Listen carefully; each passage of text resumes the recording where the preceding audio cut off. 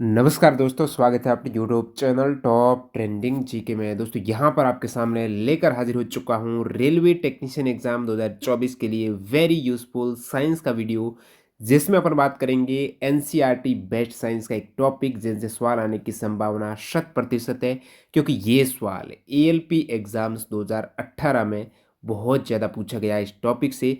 और एएलपी और टेक्नीशियन का संबंध इसलिए है, टीसीएस दोनों का एग्जाम ले रही हैं। आप सिलेबस देखेंगे यहाँ पर, जैसे ये टेक्नीशियन का है स्पेशली मेंशन कर रखा है साइंस जो आपकी रहेगी 10th स्टैंडर्ड की। और आप सभी ने देखा एएलपी की साइंस में भी 10th स्टैंडर्ड मेंशन था और आपकी साइंस आई पूरी एनसीईआरटी से। तो यहाँ अपन कवर करने वाले हैं कंसेप्ट, फैक्ट और स्टेटमेंट, इन तीनों से ही एएलपी में एग्जाम में सवाल बने थे। जैसे ये जो चैप्टर है हमारी ई बुक क्लास 9 10 एनसीईआरटी और 32 चैप्टर का अपन अपन कवर कर रहे हैं।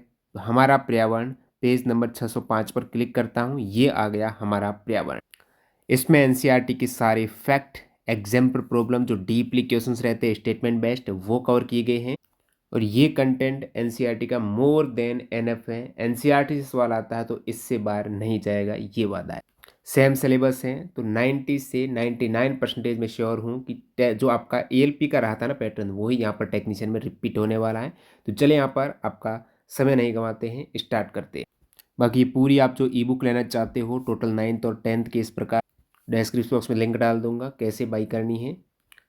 यहाँ पर एक डेमो वीडियो भी अवेलेबल है, लिंक में डिस्क्रिप्शन बॉक्स में। चलिए यहाँ पर पहला सवाल, निम्नलिखित में से कौन सा एक कृत्रिम पारितंत्र है?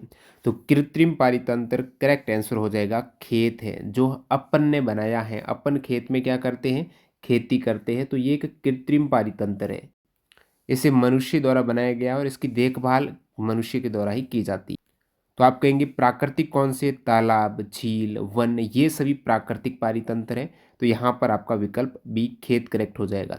ये सभी एनसीईआरटी एग्जाम्पलर के ऑफिशियल जो एनसीईआरटी की बुक है ना, एमसीक्यू वाली, वो वाले क्वेश्चन है।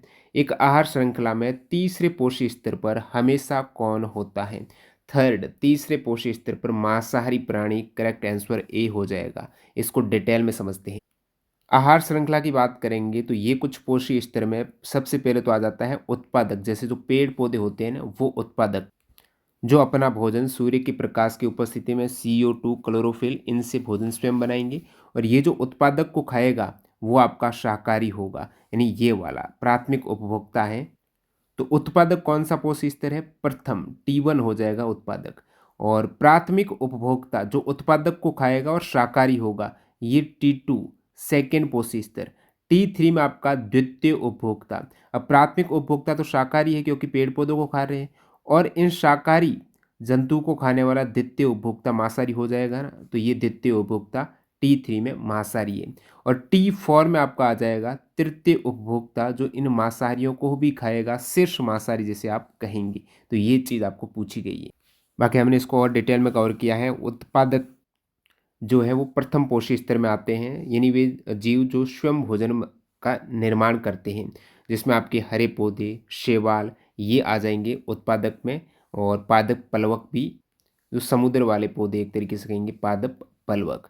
अब प्राथमिक उपभोक्ता की बात करें, जैसे अपन T2 पर रख रहे हैं द्वितीय पोषी स्तर, जो शाकाहारी जीव होंगे और ये इन पेड़ पौधों को खाते हैं, उत्पादक को खाते हैं। इसके अंतर्गत आपका शाकाहारी में हिरण, गाय, खरगोश, और जलीय पर्यावरण में जो आपने पादप पलवक देखा है ना, उन पादप पलवक को खाने वाले हो जाएंगे जूप्लांक्टन। द्वितीयक उपभोक्ता जिसे आप कहेंगे तृतीय पोषी स्तर, क्योंकि द्वितीय पोषी स्तर में आपका प्राथमिक उपभोक्ता और इससे ऊपर आपका उत्पादक था, ठीक है। तो द्वितीयक उपभोक्ता में तृतीय पोषी स्तर है, जो इन प्राथमिक उपभोक्ताओं को खाएगा, जो इन शाकाहारियों को खाएगा वो मांसाहारी हो जाएगा। और जो ऐसा नहीं केवल मांस ही खाएगा, वो सर्वाहारी भी होगा, शाकाहार भी करेगा, मांसाहारी भी है, जैसे मेंढक, सांप, छोटी मछली। और जो तृतीयक पोषी स्तर है ना, उसके बाद अपना है तृतीयक उपभोक्ता जिसे आप कहेंगे चतुर्थ पोषी स्तर। ये आपका शीर्ष मांसाहारी है। ये मांसाहारी जीव जो द्वितीयक उपभोक्ताओं को खाते हैं, जैसे शेर, बाघ, बड़ी मछलियाँ, जैसे शार्क वगैरह, ये सभी तृतीयक उपभोक्ता यानी चतुर्थ पोषी स्तर में आ जाएंगे। अब उत्पादक के बाद जो प्राथमिक, द्वितीयक और तृतीयक उपभोक्ता, और लास्ट में आपका आता है अपघटक, यानी ये सूक्ष्म जीव या अन्य जीव होते हैं जो मृत पौधे या जानवरों को अपघटित करते हैं। अब जानवर मर गया, पेड़ पौधे हैं वो, उनकी पत्तियां वगैरह जो मृत हैं, उनको खाने वाले, उनको अपघटित करने वाले ये डीकम्पोज़र हैं और पोषक तत्वों को ये मिट्टी में मिला देते हैं और आहार श्रृंखला का एक महत्वपूर्ण हिस्सा है, जिसमें आपका अपघटक में बैक्टीरिया, कवक, केंचुए ये सभी अपघटक में आते हैं। तो ये वेरी वेरी इंपॉर्टेंट है। अभी आपने जो ये चीज़ें देखी है ना, उत्पादक, उपभोक्ता, यहाँ से एग्जाम में सवाल बनता ही बनता है। और ये जो आपको तीसरा पोषी स्तर पूछा ना, यहाँ पर तो कौन है, मांसाहारी प्राणी है तीसरे पोषी स्तर में, यानी द्वितीयक उपभोक्ता की बात हो रही। अगला फैक्ट देखते हैं, उसके बाद नेक्स्ट क्वेश्चंस कंटिन्यू करेंगे। आहार श्रृंखला में ऊर्जा का प्रवाह कैसे होता है? तो ऊर्जा आहार श्रृंखला में एक दिशा में प्रवाहित होती है, ध्यान देना, एक दिशा में।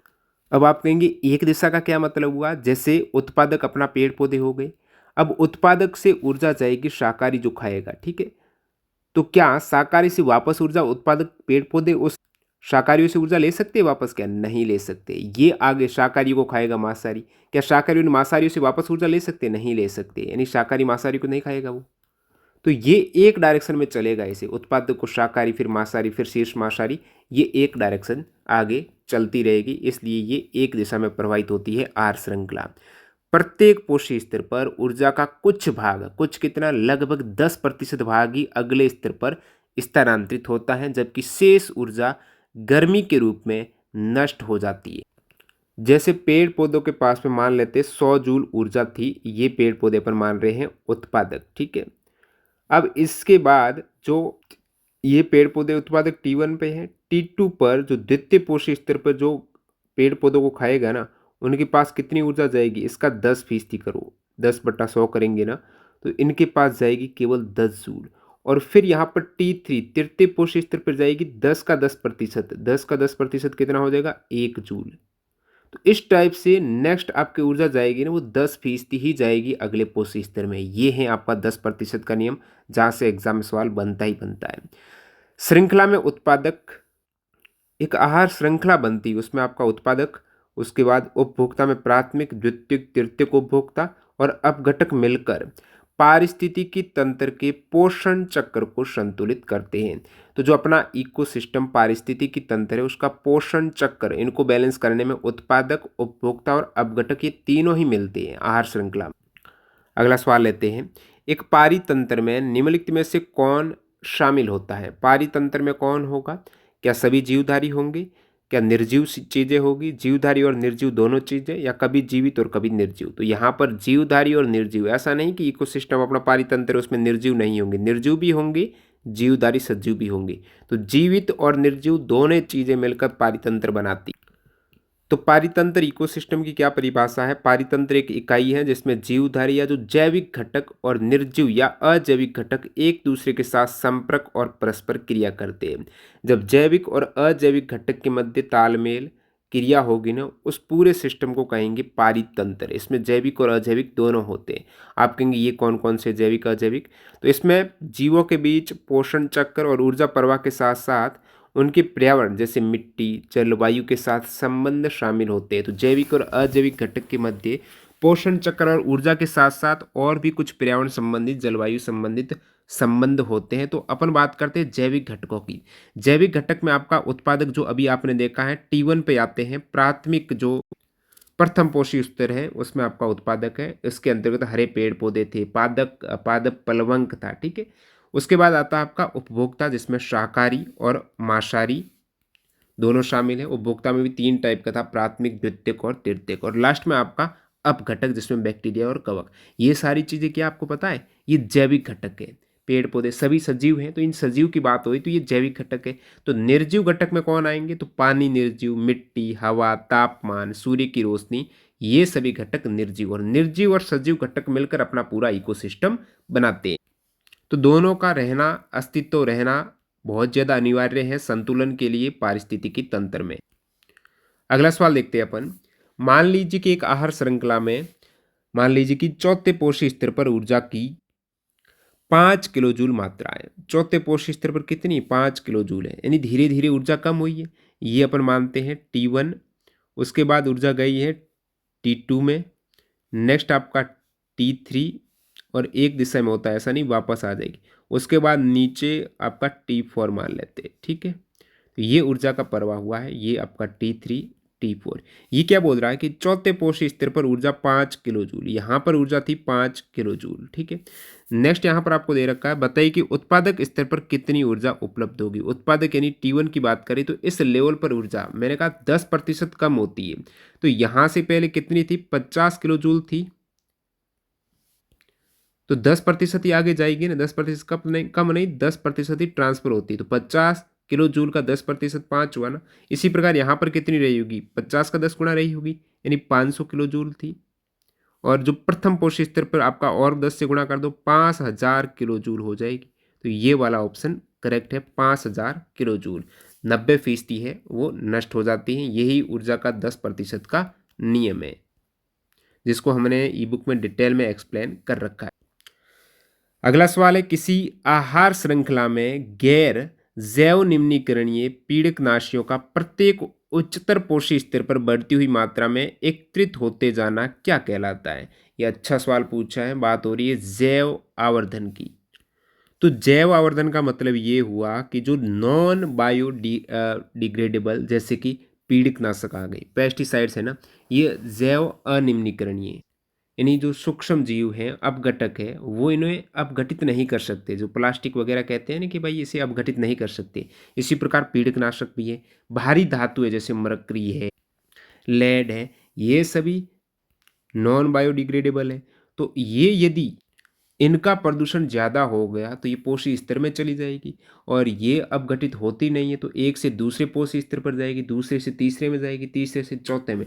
इस टाइप से जो उच्चतर पोषी स्तर है ना, जो चतुर्थ पोषी स्तर, उनमें ये पीड़कनाशक, भारी धातुएं, जो गैर जैव निम्नीकरणीय चीज़ें हैं ना, वो वहाँ पर एकत्रित हो जाएगी। यही जैव आवर्धन कहलाता है। इसको नीचे एक्सप्लेन किया है कि ये पदार्थ आहार श्रृंखला में एकत्रित होते हैं। आहार श्रृंखला में प्रथम पोषी स्तर से दूसरे में चले गए, क्योंकि अपघटित तो होते नहीं है। और एक तरीके से ये अन्य जीव को भी जो खाता है ना, पहले को दूसरा खाएगा, दूसरे को तीसरा, तो इसी प्रकार जो तीसरे को चौथा खाएगा, तो उच्चतर पोषी स्तर पर और अधिक मात्रा में ये जमा हो जाते हैं। उदाहरण के रूप में आप पेस्टिसाइड या फिर उर्वरक की बात करें तो डीडीटी का प्रभाव है। यदि डीडीटी से दूषित जल के पौधों को मछलियां खाती है, अब दूषित जल है, मछलियां डीडीटी के दूषित जल को पी लिया, तो दूषित जल के जो पौधे हैं ना, उनको मछलियों ने खा लिया, और फिर इन मछलियों को पक्षी खाएंगे, तो सबसे ऊंचे पोषी स्तर यानी पक्षी, पक्षी पर भी डीडीटी का प्रभाव हो जाएगा। डीडीटी जो पानी में था, उसमें पानी में जो पेड़ पौधे पादप प्लवक था, उनको मछलियों ने खाया, और मछलियों को फिर किसने खाया, पक्षियों ने, और फिर पक्षियों तक ये चला गया। यही तो जैव आवर्धन है। उच्चतर पोषी स्तर पर किस प्रकार से ये जैव अजैव निम्नीकरणीय घटक है ना, नॉन बायोडिग्रेडेबल, ये चले जाते हैं, इसे ही जैव आवर्धन कहते हैं। विकल्प में आपको एक चीज़ और देखने को मिली थी, सुपोषण, नोरिशमेंट। इसका संबंध भोजन और पोषण से है, जैव आवर्धन से बिल्कुल नहीं है। और जो एक्यूमुलेशन है, ये केवल पदार्थों के जमा होने का वर्णन करता है, लेकिन जैव आवर्धन में ये उच्चतर पोषी स्तर पर होता है। नेक्स्ट अपना है, ओजोन परत का क्षय किसके कारण होता है।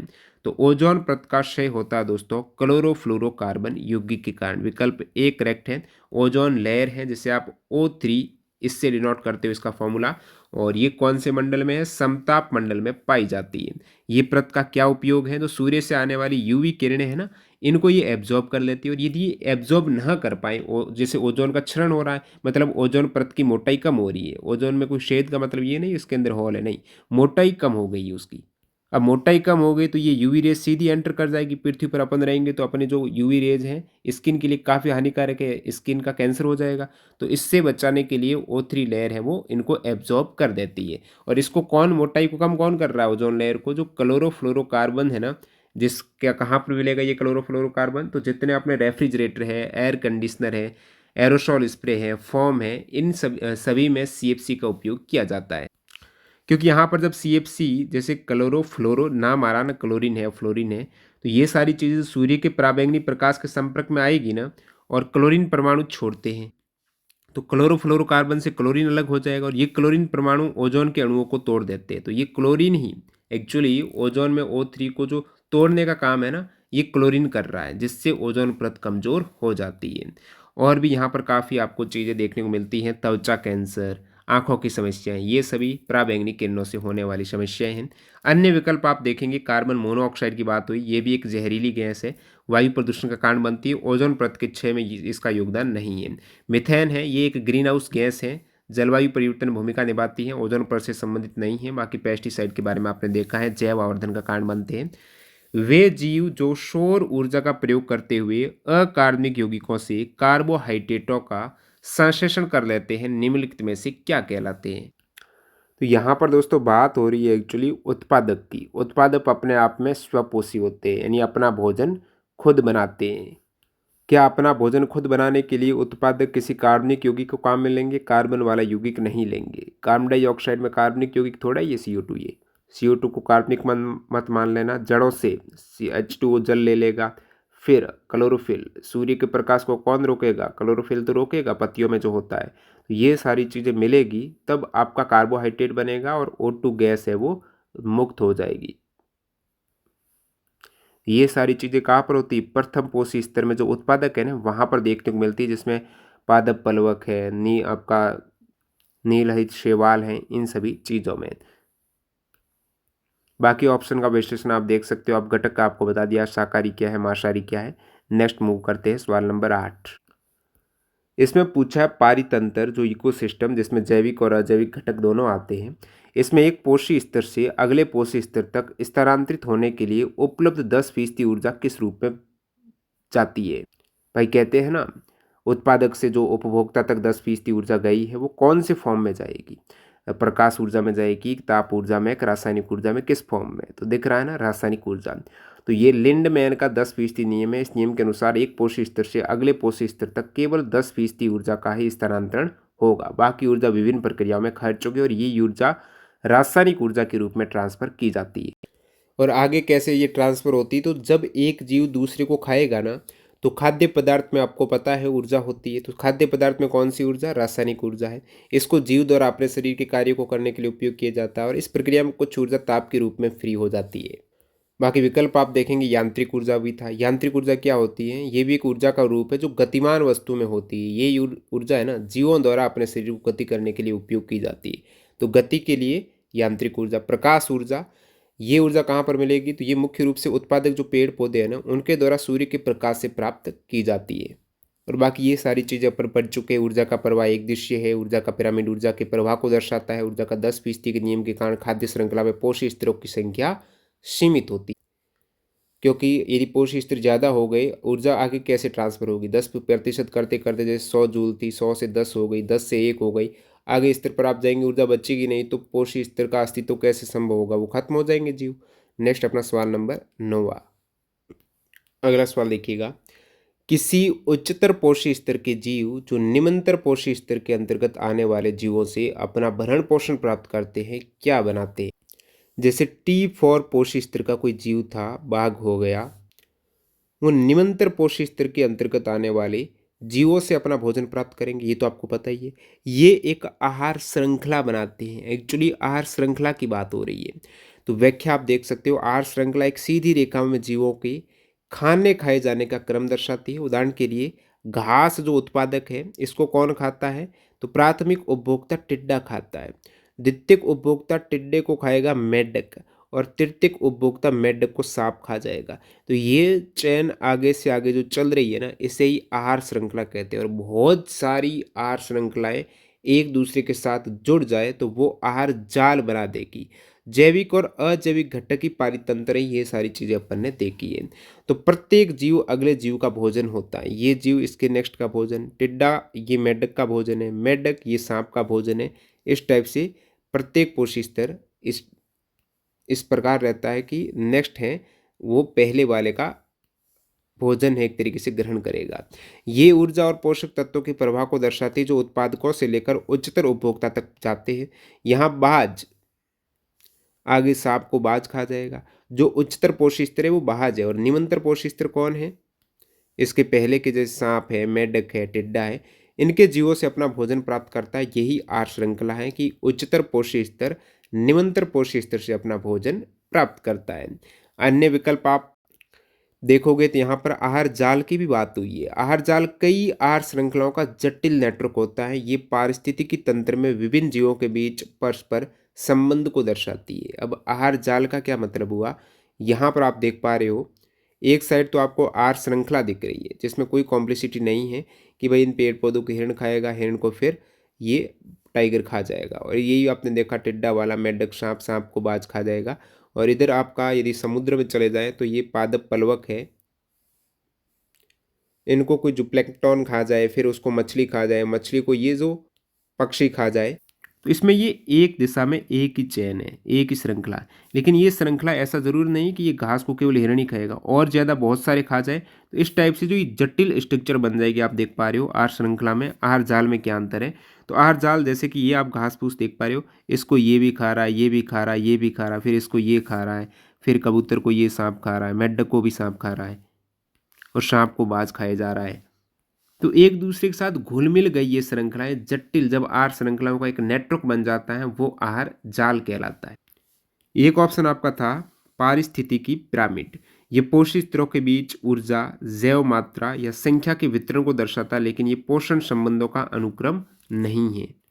यानी एक से दूसरे में पोषक स्तर में ऊर्जा का जो स्थानांतरण कितना होगा, कितनी उनका वेट है, जैव मात्रा कितनी है एक्चुअली उसमें, ये सारी चीजें संख्या के वितरण को दर्शाता है पारिस्थितिकी पिरामिड।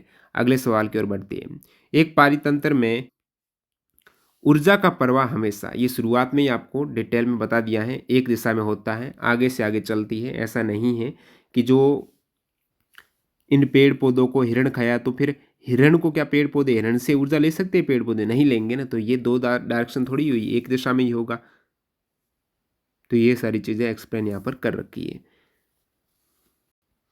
क्योंकि ऊर्जा तो 10% आगे ट्रांसफर होगी ना, इस प्रकार 10-10 करते ये नष्ट हो जाएगी, तो वापस ये उत्पादक तक ऊर्जा थोड़ी पहुंची, क्योंकि धीरे धीरे तो कम ही होती जा रही है। इसलिए ये एक डायरेक्शन में से आप कहते हो।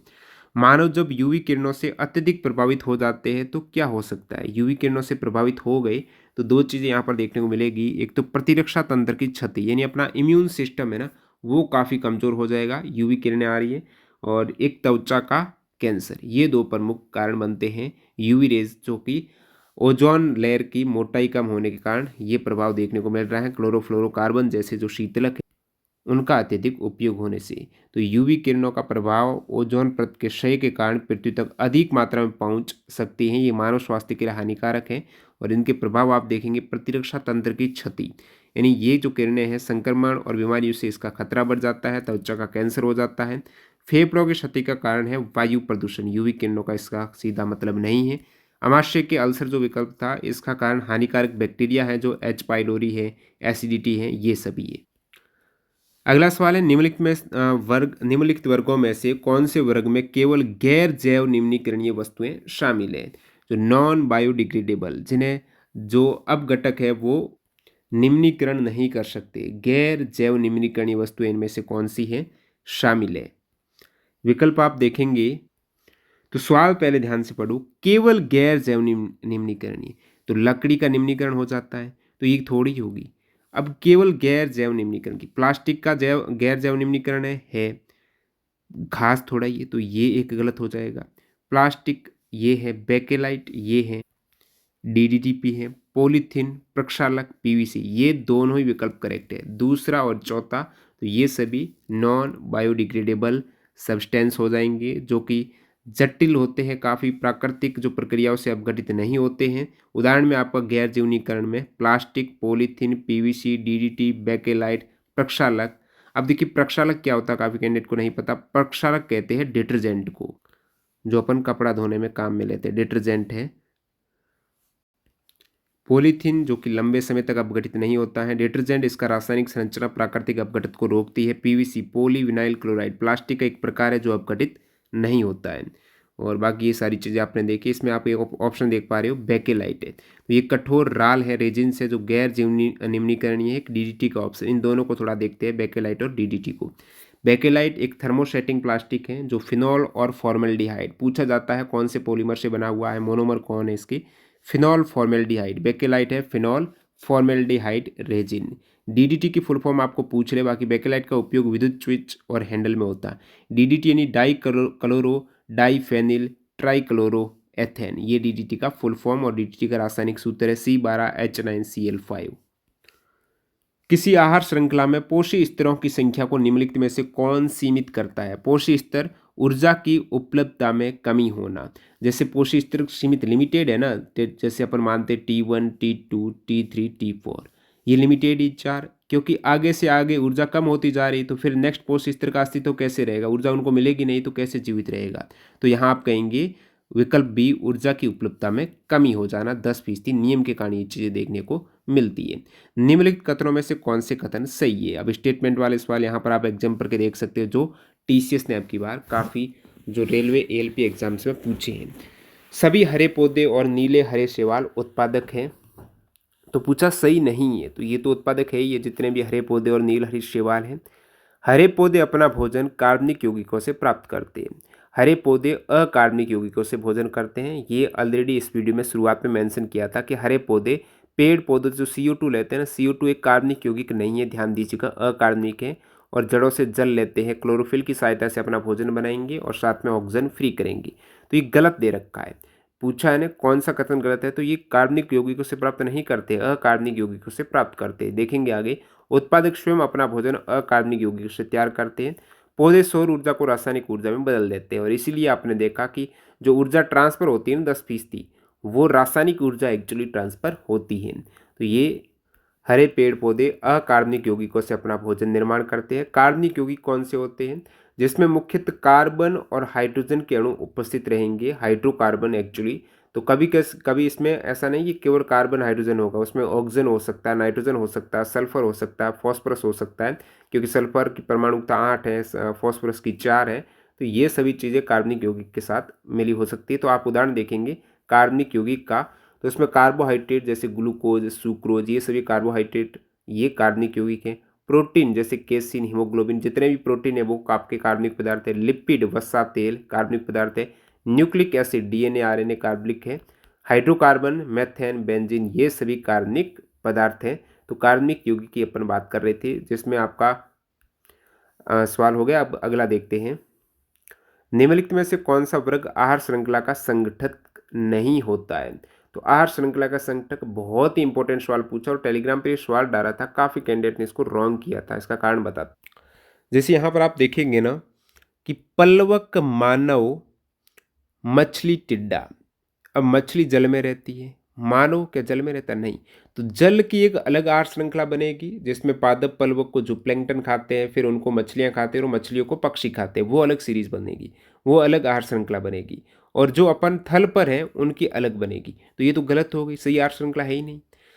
अब ये इसका मतलब ये नहीं है कि इसको ये खाएगा, नहीं, इनके घटक है आहार श्रृंखला में मौजूद रहेंगे, ठीक है, वो बात कर रहे हैं अपन। घास, शेर, खरगोश, भेड़िया, ये हो सकता है भाई, घास को खरगोश खा जाए, खरगोश को भेड़िया खा जाए और भेड़िया को शेर खा जाए, ये तो सीरीज बन सकती है। उसके बाद भेड़िया, घास, सांप, बाघ। अब कुछ शाकाहारी यहाँ पर है ही नहीं, भेड़िया भी घास नहीं खाता है, सांप भी घास नहीं खाता, बाघ भी नहीं खाता है। और ऊर्जा कहाँ से आनी, घास से आनी। भाई घास को कोई खाएगा तभी आगे ऊर्जा जाएगी ना, तो घास को खाने वाला यहाँ पर है ही नहीं, कोई हिरण, खरगोश कोई है ही नहीं यहाँ पर घास को खाने वाला। तो फिर यहाँ पर भेड़िया क्या खाएगा, भेड़िया, ये जो यदि T2 पर कोई होता है, ये T1, तो भेड़िया खाता, और भेड़िए को फिर बाघ खा जाता। क्योंकि जो ये भेड़िया है, सांप है, बाघ है, ये सभी ऊपर के मांसाहारी हैं, और इनको खाने से क्या चाहिए, पहले मांस चाहिए। तो यहाँ पर एक्चुअली उत्पाद को खाने वाला कोई है ही नहीं, तो इस आहार श्रृंखला का भी कोई अस्तित्व नहीं रहता है, इसका भी नहीं रहता है। अब पीछे बची, आपको पूछा कौन सा संगठक नहीं है, 2 और 3 नहीं है, बाकी का है। ये तो आपको दिख रहा है ना भाई, जो घास है वो टिड्डा खाएगा, टिड्डे को मेढक खाएगा, मेढक को सांप, सांप को चील खा जाएगा। तो ये तो एक सीरीज बन रही है। बाकी यहाँ पर आपको डिटेल में बताया क्यों नहीं बन रही है, क्यों बन रही है। प्रकाश संश्लेषण की प्रक्रिया के लिए सभी हरे पौधे द्वारा अवशोषित सौर ऊर्जा की प्रतिशतता लगभग कितनी होती है। कैंडिडेट ने बताया कि ये सवाल एग्जाम्पल का सवाल है, आपके ELP में आया था। तो ये भी एग्जाम्पल का ही सवाल है, इसमें आपका 1% है, और कैंडिडेट ने कर दिया 10%, क्योंकि उन्होंने 10% वाला नियम पढ़ रखा है कि भाई ऊर्जा का स्थानांतरण एक पोषी स्तर से दूसरे पोषी स्तर में केवल 10% ही होता है। लेकिन यहाँ पर आपको एक्चुअली पूछा कि सूर्य से जो उत्पादक ऊर्जा लेंगे ना, वो सूर्य की ऊर्जा जो पेड़ पौधों पर टकराई है, तो पेड़ पौधे उनमें से कितनी एब्जॉर्ब करेंगे, केवल 1% एब्जॉर्ब करेंगे। तो हरे पौधे जो क्लोरोफिल उन एक्चुअली सूर्य की प्रकाश आता है उसको एब्जॉर्ब करता है क्लोरोफिल। तो अवशोषित सौर ऊर्जा वो 1% रहेगी, ना कि 10%। ध्यान दीजिएगा ये। तो प्रकाश संश्लेषण में ऊर्जा का उपयोग पौधे केवल 1% करते हैं। ये अवशोषित ऊर्जा पौधों द्वारा ग्लूकोज में कन्वर्ट की जाती है। और सौर ऊर्जा का शेष भाग जैसे 99% ऊर्जा कहाँ गई, तो वापस वातावरण में परावर्तित हो जाती है। इसका उपयोग पृथ्वी को गर्म रखने और पर्यावरणीय प्रक्रियाओं में किया जाता है।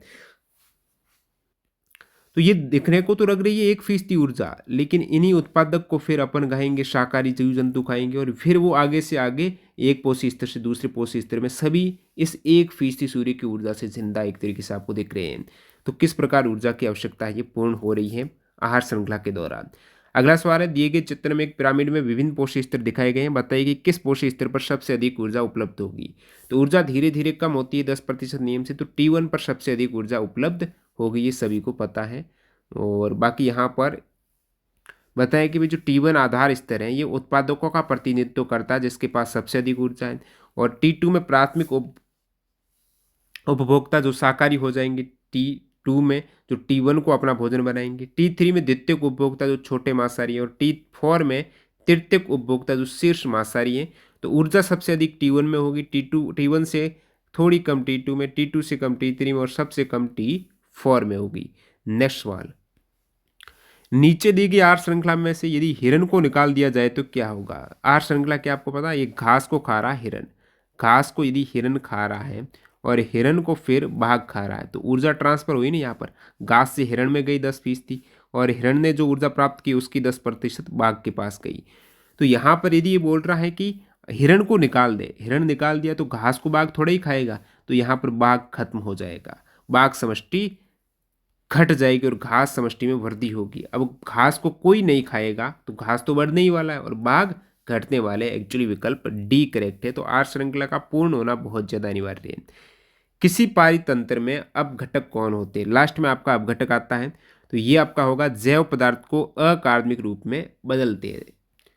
जो सबसे पहले उत्पादकों ने अपना भोजन ग्रहण किया तो उसमें वो अकार्बनिक यौगिक काम में लिए थे, जल हो गया, कार्बन डाइऑक्साइड हो गई, और वापस जो अपघटक वो पेड़ पौधों से भोजन आगे जीव जंतुओं में गया, वो जीव जंतु खत्म हुई या पेड़ पौधे खत्म हुए, तो उनका अपघटन जो सूक्ष्म जीवों के द्वारा किया गया ना, तो अपघटन में होता क्या, जैव पदार्थों को अकार्बनिक रूप में, जो अकार्बनिक रूप पहले था उसी में कन्वर्ट किया जाता है जितने भी जैव पदार्थ है। तो अपघटक, ये विकल्प आपका बी करेक्ट है। अपघटक वे जीव होते हैं जो मृत जीवों को विघटित करके अकार्बनिक पदार्थ में बदल देते हैं। इनमें आपका बैक्टीरिया, कवक और कुछ सूक्ष्म जीव शामिल रहते हैं। कार्बनिक पदार्थ जिसमें प्रोटीन, कार्बोहाइड्रेट को अकार्बनिक रूप जैसे नाइट्रेट, फॉस्फेट, कार्बन डाइऑक्साइड में कन्वर्ट कर देते हैं।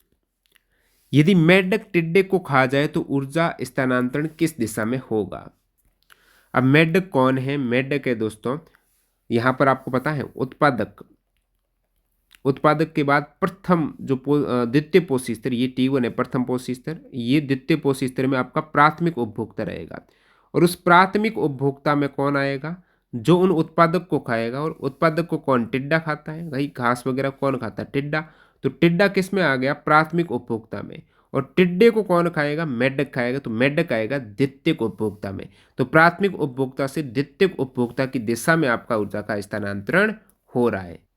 तो यहाँ पर मेंशन कर रखा, प्राथमिक उपभोक्ता घास जैसे उत्पादकों को खाता है, मेढक द्वितीय उपभोक्ता टिड्डे को खाता है। तो ये इस टाइप से ऊर्जा आगे स्थानांतरित हो रही है, कोई दिक्कत नहीं। भोजन खाने के पश्चात प्लास्टिक की जिन प्लेटों को फेंक दिया जाता उपयोग नहीं करना चाहिए, क्योंकि प्लास्टिक की प्लेटों को वापस उपयोग नहीं करनी चाहिए, क्योंकि ये गैर जैव निम्नीकरणीय पदार्थों की बनी होती है। तो सवाल कह रहा है कि हमको प्लास्टिक की जो प्लेटें हैं ना उनका उपयोग नहीं करना चाहिए, क्योंकि एक बार खा लिया तो उसको फेंकेंगे फेंकेंगे तो क्या काम आएगी, उसका अपघटन होगा क्या, नहीं तो पर्यावरण प्रदूषण बढ़ेगा ना। इसलिए ये प्लेटों को यूज ही नहीं लेना चाहिए, क्योंकि ये गैर जैव निम्नीकरणीय पदार्थों से बनी है। ये मिट्टी की गुणवत्ता को खराब कर देगी। इसके अतिरिक्त जैव निम्नीकरणीय प्लेटों का उपयोग करना चाहिए, जो पत्तों से, कागज से, बायोमास से ये प्लेटें काम में लेनी चाहिए। तो ऊपर आपने देखा इस चैप्टर के पर्यावरण के टोटल 21 MCQ के सवाल। अब देखते हैं कुछ लघु उत्तरीय क्वेश्चन जहां से आपका कंसेप्ट और क्लियर होगा। तो यहाँ पर तालाब की सामान्य आहार श्रृंखला लिखी, ये आपको पूछा। तो तालाब में क्या होता है, फाइटोप्लांक्टन, जो पादप पलवक जिसे आप बोलते हो, पादप पलवक। तो पादप पलवक को कौन खाएगा, ये खाएगा आपके जूप्लैंक्टन। यानी छोटे जलीय जंतु है ना, जिसमें लार्वा, कीड़े, झींगा, ये इन पादप प्लवक को खाएगा। लार्वा, कीड़े, झींगा, इन लार्वा, कीड़े, झींगा को खाएगी छोटी मछलियाँ, और छोटी मछलियों को बड़ी मछलियाँ, और बड़ी मछलियों को पक्षी हैं, चील हैं, ये सभी खा जाएंगी, बगुला वगैरह। तो ये तालाब की सामान्य आहार श्रृंखला वेरी इंपॉर्टेंट है, और इसको अपन थोड़ा और एक्सप्लेन भी कर सकते हैं कि उत्पादक, तो तालाब की आहार श्रृंखला आप देख सकते हो। उत्पादक जो तालाब में प्राथमिक उत्पादक जैसे शैवाल, फाइटोप्लैंक्टन जो पादप प्लवक है, ये सौर ऊर्जा का उपयोग करके प्रकाश संश्लेषण के द्वारा भोजन निर्माण करते हैं, शैवाल और जल पौधे उत्पादक में। तालाब का नेक्स्ट आप फेज देखेंगे, प्राथमिक उपभोक्ता जो कि T2 पर आ जाएंगे। ये शाकाहारी जीव होते हैं जो उत्पादकों को खाता है, इन पादप प्लवक फाइटोप्लैंक्टन को खाएंगी। ये जो वर्ग है ना प्राथमिक उपभोक्ता, इसे जूप्लांक्टन भी कहते हैं। ये छोटे जलीय जीवों को शामिल करता है, जिसमें डेफनिया, ये साइक्लोप्स, ये सभी आ जाएंगे प्राथमिक उपभोक्ता। अब प्राथमिक उपभोक्ताओं को खाने वाले हैं द्वितीयक उपभोक्ता। ये मांसाहारी या सर्वाहारी होते हैं जो प्राथमिक उपभोक्ताओं को खाते हैं। इसमें छोटी मछलियाँ, कीट, लार्वा, ये सभी हो जाएंगी। अब द्वितीयक उपभोक्ता को खाने वाला तृतीयक उपभोक्ता है।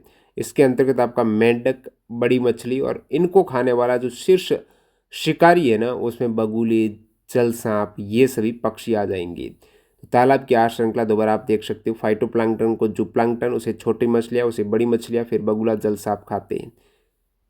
पहला ही आपका सवाल था कृत्रिम पारितंत्र कौन सा, उसमें था खेत। खेतों को कृत्रिम पारितंत्र क्यों कहते हैं, यहाँ पर यह आ गया। तो खेतों को कृत्रिम पारितंत्र या आर्टिफिशियल इकोसिस्टम इसलिए कहा जाता है क्योंकि खेत प्राकृतिक पारितंत्र की तरह स्वतः निर्मित नहीं होते। ये मानव द्वारा खाद्य उत्पादन के उद्देश्य से बनाया और प्रतिबंधित किया जाता है।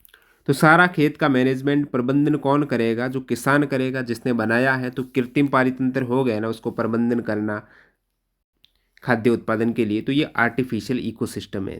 खेतों में फसलों को उगाना, पोषण देना, सारा काम है।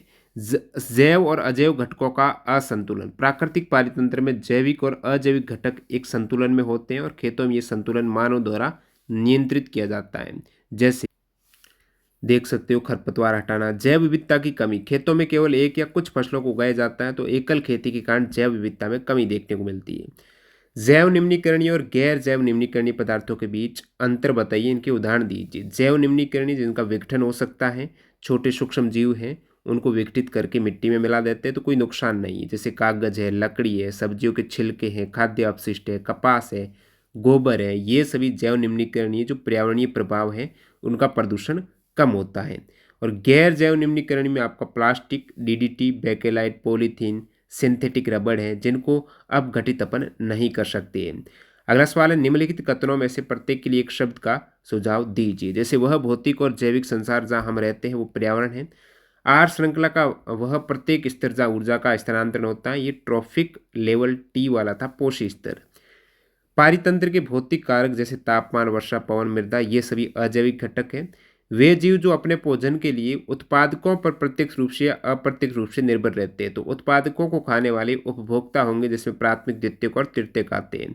तो प्राथमिक तो प्रत्यक्ष रूप से निर्भर है, और जो द्वितीयक उपभोक्ता या तृतीयक उपभोक्ता है, अप्रत्यक्ष रूप से निर्भर रहते हैं।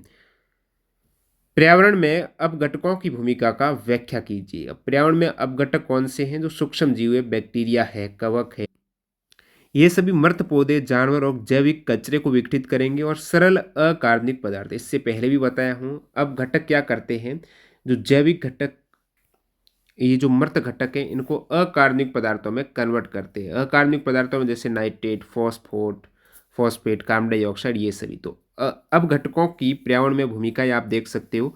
जैव पदार्थों का विघटन, पोषण तत्वों का पुनर्चक्रण, मिट्टी की उर्वरता बनाए रखना, कार्बन और नाइट्रोजन का चक्र संतुलन, अपशिष्ट प्रबंधन। नेक्स्ट अपना सवाल है, निम्नलिखित युग्मों में से गलत युग्म को चुनिए और उसे सही करके देखिए। गलत युग्म कौन सा है। जैव आवर्धन, भोजन श्रृंखला के उत्तरोत्तर पोषी स्तरों पर रसायनों का एकत्रीकरण।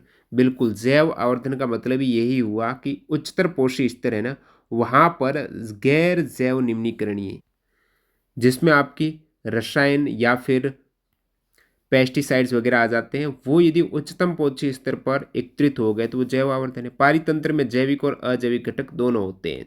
तो पारितंत्र यहाँ पर पर्यावरण के जैविक घटक नहीं होते, पर्यावरण के अजैविक घटक भी होते हैं, ये गलत दे रखा है। तो इसमें आप लिखेंगे पारितंत्र में जैविक और अजैविक घटक है। जल जीवशाला मानव निर्मित एक पारितंत्र, जिसे आप एक्वेरियम बोलते हो। पानी के अंदर मछलियां जो रहती है ना, जो आपने काफ़ी जगह वीडियोस में देखा होगा, वो एक्वेरियम जलीय जीवों को नियंत्रित किया जाता है। जिस प्रकार आप देखते हो चिड़ियाघर में, वो सारी चीज़ें, यदि मछलियों को देखना तो वो एक्वेरियम देख सकते हो। परजीवी ये वे जीव है जो अन्य जीवों पर रहते हैं, परपोषी, और उनसे अपना भोजन प्राप्त करते हैं। तो ये विकल्पों का विश्लेषण है। आहार श्रृंखला और आहार जाल के बीच दो अंतर बताइए। तो आहार श्रृंखला आपको बताइए एक सरल रेखीय होती है, एक जीव दूसरे पर निर्भर करते हैं, और आहार जाल में जटिल रूप होता है कि घास को टिड्डा भी खा सकता है, घास को खरगोश भी खा सकता है, घास को हिरण भी खा सकता है। तो एक नेटवर्क होता है आहार श्रृंखलाओं का। बाकी अंतर की बात करें तो आहार श्रृंखला, इसमें ऊर्जा का प्रवाह एक ही मार्ग में होता है, और आहार जाल में अनेक मार्ग हो सकते हैं। उर्वरक उद्योगों के उपोपता उप उत्पाद कौन से होते हैं? ठीक है, उर्वरक उद्योगों में उप उत्पाद कौन से होते हैं? पर्यावरण पर ये क्या प्रभाव डालते हैं? तो उर्वरक उद्योग के जो उप उत्पाद बाई प्रोडक्ट हैं, उसमें आपके आ जाएंगे फास्फोजिप्सम। फास्फोजिप्सम फॉस्फेट उर्वरक उत्पादन के दौरान निकलता है, इसमें फ्लोराइड और रेडियोधर्मी होते हैं। अमोनियम सल्फेट आ जाएगा। कार्बन डाइऑक्साइड है, ये यूरिया निर्माण की गैस के रूप में होता है। गैसीय उत्सर्जन आपका नाइट्रोजन और सल्फर आधारित उर्वरक के उत्पादन से ये नाइट्रोजन और सल्फर के ऑक्साइड बनाते हैं। अम्लीय वर्षा, ठोस अपशिष्ट जैसे फॉस्फेट, चट्टानों से जुड़ी भारी धातु कैडमियम, आर्सेनिक उत्पादन के दौरान, ये सारी चीज़ें आपके उर्वरक उद्योगों का बाई प्रोडक्ट है। इनसे काफ़ी नुकसान होता है, जल प्रदूषण होता है, जैसे कि नाइट्रोजन और फॉस्फोरस युक्त अपशिष्ट जल में यूट्रोफिकेशन। यहाँ से यूट्रोफिकेशन टर्म से टीसीएस ने काफ़ी सवाल पूछे। यूट्रोफिकेशन का मतलब क्या हुआ कि कोई जल की बॉडी है ना, उसमें ज़्यादा पोषक तत्व आ गए, बहुत ज़्यादा पोषक तत्व आ गए, जलाशयों में शैवालों की अधिकता आ गई, पोषक तत्व भर गए हैं, समृद्ध हो गए हैं नाइट्रोजन और फास्फोरस से जलाशय में, तो जल प्रदूषण हो जाएगा, जलीय जीवन को नुकसान पहुंचाएगा, मिट्टी प्रदूषण करेगा, ये सारी चीज़ें। तो ये जो उर्वरक उद्योग है, उनके उप उत्पाद काफ़ी खतरनाक हैं। नाइट्रोजन और सल्फर के ऑक्साइड है ना, ये अम्लीय वर्षा करते हैं, और CO2 जैसी ग्रीन हाउस गैसें जलवायु परिवर्तन में योगदान करती है। मानव स्वास्थ्य पर प्रभाव पड़ेगा, रेडियोधर्मी प्रदूषण होगा, फॉस्फोजिप्सम में मौजूद रेडियोधर्मी तत्व यूरेनियम और थोरियम के द्वारा, ये सारी चीज़ें हैं। अब ये लगभग पाठ समाप्ति की ओर है। कुछ पाठ्य पुस्तकें, इससे ऊपर आपने सवाल देखे ना, ये सारे एनसीईआरटी के एग्जाम्पल वाले सवाल थे, जिसमें कंसेप्ट पूरा कवर हो रहा है, स्टेटमेंट फैक्ट वगैरह सारे इंक्लूड है। अब कुछ पाठ्य पुस्तकें मेरे को इंपॉर्टेंट सवाल लगे, वो ले लेता हूँ। निम्नलिखित में से कौन से समूहों में केवल जैव निम्नीकरणीय पदार्थ है, यानी उनका अपघटन हो जाएगा केवल? तो आप देखेंगे समूह बी को छोड़कर सभी में, जैसे घास, पुष्प, चमड़ा का अपघटन हो जाएगा। फलों के छिलके, केक, नींबू का रस का, केक, लकड़ी, घास, तो ये सभी विकल्प घास, पुष्प, चमड़ा, क्योंकि ये सभी जैव निम्नीकरणीय है। फलों के छिलके, केक, नींबू जैव निम्नीकरणीय, और केक, लकड़ी, घास ये भी जैव निम्नीकरण। लेकिन घास, लकड़ी तथा प्लास्टिक गलत है, क्योंकि प्लास्टिक जैव निम्नीकरणीय नहीं है। नेक्स्ट है, निम्नलिखित में से कौन सा आहार श्रृंखला का निर्माण करते हैं? तो इसमें देखेंगे घास, गेहूँ, आम। घास और गेहूँ तो एक ही है ना, आम भी एक ही, सभी उत्पादक है, सभी उत्पादक है। तो कैसे आहार श्रृंखला बनेगी? घास, बकरी, मानव, बिल्कुल ये हो सकता है भाई, घास को बकरी खा ले और बकरी को फिर मानव। बकरी, गाय तथा हाथी ये एक ही पोष स्तर में आ गई, ये सभी शाकाहारी हैं। तो प्रथम पोष स्तर, द्वितीय पोष स्तर में प्राथमिक उपभोक्ता है। घास, मछली तथा बकरी, अब मछली तो समुद्री है, बकरी घास, अब घास को बकरी कहेगी, लेकिन फिर ये पूरी नहीं होगी, नहीं, एक जलीय और स्थलीय दोनों ही आपको साथ में दे दिया, जो कि पॉसिबल नहीं है। ये सारे आपको डिटेल में बता रखा है। निम्नलिखित में से कौन पर्यावरण मित्र व्यवहार करता है? पर्यावरण मित्र, बाजार जाते समय सामान के लिए कपड़े का थैला ले जाना, बिल्कुल सही बात है ना। कार्य समाप्त हो जाने पर लाइट या स्विच बंद कर देना। माँ द्वारा स्कूटर से विद्यालय छोड़ने के बजाय तुम्हारे पैदल विद्यालय तक जाना, ये सभी पर्यावरण मित्र ही होंगे। क्या होगा यदि हम एक पोष स्तर के सभी जीवों को समाप्त कर दें? तो एक पोष स्तर के जीवों को समाप्त करेंगे तो फिर दूसरा पोष स्तर अपने आप खत्म हो जाएगा, खाद्य श्रृंखला टूट जाएगी, पारिस्थितिकी तंत्र का संतुलन बिगड़ेगा, पर्यावरण पर नकारात्मक प्रभाव पड़ेगा। अब ये तो सारे सवाल हो गए। कुछ और एनसीईआरटी पाठ्य पुस्तक के फैक्ट रह गए हैं। वैसे इन सवालों के आंसर में मैंने ऐड कर दिए काफ़ी फैक्ट, लेकिन फिर भी कुछ फैक्ट रह गए हैं जो सवालों में नहीं आए, तो इनको हमने अलग से ले लिया। जैसे कि ओजोन, ये एनसीईआरटी में, ओजोन ओ के अणु ऑक्सीजन के 3 परमाणु से बने होते हैं O3, जबकि सामान्य ऑक्सीजन होती है O2, 2 परमाणु होते हैं ऑक्सीजन के। ऑक्सीजन सभी प्रकार के वायविक जीवों के लिए आवश्यक है, वहीं ओजोन एक घातक विष है। ओजोन सही नहीं है, O2 सही है। ओजोन अपन वैसे तो सही है ओजोन परत, लेकिन ये अपन ऑक्सीजन की जगह ऐसा नहीं कि O2 ओजोन को ग्रहण कर ले, O3 को। वायुमंडल के ऊपरी स्तर में ओजोन सूर्य से आने वाली पराबैंगनी विकिरण से सूर्य को सुरक्षा प्रदान करती है। ये पराबैंगनी विकिरणें जीवों के लिए अत्यंत हानिकारक है। ये गैस मानव में त्वचा का कैंसर करती है। वायुमंडल के उच्चतर स्तर पर पराबैंगनी किरणें विकिरण के प्रभाव से ऑक्सीजन अणुओं से ओजोन बनती है। तो वायुमंडल के उच्चतर स्तर जो समताप मंडल में यूवी विकिरण के प्रभाव से ऑक्सीजन अणुओं से ओजोन बनती है। जो O2 है, ऊपर ऑक्सीजन कम है, O2 पर यदि यूवी गिरी तो OO में अलग हो जाएगा और ये OO दूसरे O2 के साथ मिलकर O3 बना देगा। इस टाइप से O3 ओजोन का गठन होता है। तो उच्च ऊर्जा वाले पराबैंगनी विकिरण ऑक्सीजन अणु के विघटन कर स्वतंत्र ऑक्सीजन परमाणु बनाते हैं। ऑक्सीजन के ये परमाणु क्षिप्त होकर ओजोन बनाते हैं।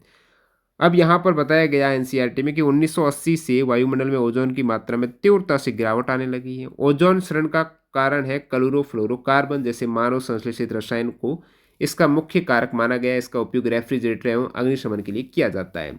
अब यहाँ पर एक फैक्ट है, 1987 में संयुक्त राष्ट्र पर्यावरण कार्यक्रम यूनेप में सर्वानुमति बनी कि CFC क्लोरोफ्लोरोकार्बन के उत्पादन को 1986 के स्तर पर ही सीमित रखा जाए, इसको आगे न बढ़ाया जाए। ये 1987 में बनी। तो ये अपने पूरे हो गए। नेक्स्ट चैप्टर है प्राकृतिक संसाधनों का प्रबंधन, जो आपके ई बुक में डाला हुआ है। इसको अपन अगले वीडियो में कवर करेंगे। तो ये ई बुक अपन कवर कर रहे हैं क्लास 9 10th एनसीईआरटी 32 चैप्टर, इसमें क्लास 9th के सभी चैप्टर 15 चैप्टर कंप्लीट हो चुके हैं। तो वो आपने वीडियो नहीं देखे हैं, डिस्क्रिप्शन बॉक्स में प्लेलिस्ट डाल दूंगा, जरूर चेक करना। और क्लास 10th की बात करें, फिलहाल अपन ने 2 चैप्टर भी कंप्लीट किए। एक तत्वों का आवर्त वर्गीकरण किया है और दूसरा यहाँ पर अपन ने किया है हमारा पर्यावरण। आपको बता दूँ जैसे कि ALP में तत्वों के आवर्त वर्गीकरण से सवाल नहीं थे, लेकिन आपको रिस्क नहीं लेनी है। 2-3 चैप्टर आप छोड़ के रिस्क बड़ी ले सकते हो, क्या पता आ जाए आपके टेक्नीशियन में, क्योंकि 40 नंबर है ना। इसलिए पूरी 9 10th आपको पढ़कर जानी है, जो कि हमने ई बुक में अच्छे वे से कवर किया है। लिंक डिस्क्रिप्शन बॉक्स में, जो कैंडिडेट अभी तक ये ई बुक नहीं लिए हैं। साथ साथ हमारी आप अदर ई बुक भी देख सकते हो। 4300 2024 के जो SSC के TCS ने एग्जाम लिए हैं, GK GS के क्वेश्चन हैं, केवल MCQ फॉर्मेट में। इसी प्रकार साइंस को हमने अलग से किया है, जो TCS ने 2023-24 में पूछे है ना, एडवांस लेवल के क्वेश्चन थे। 473 के शिफ्ट में पूछे गए, 1155 क्वेश्चन से एक्स्ट्रा फैक्ट सही थे। ये सारी इंपॉर्टेंट ई बुक लिंक डिस्क्रिप्शन बॉक्स में दे रहा हूँ। कोई इंडिविजुअली 9th की लेना चाहता है, 10th की लेना चाहता है तो भी मिल जाएगी। मिलते हैं नए वीडियो में, धन्यवाद।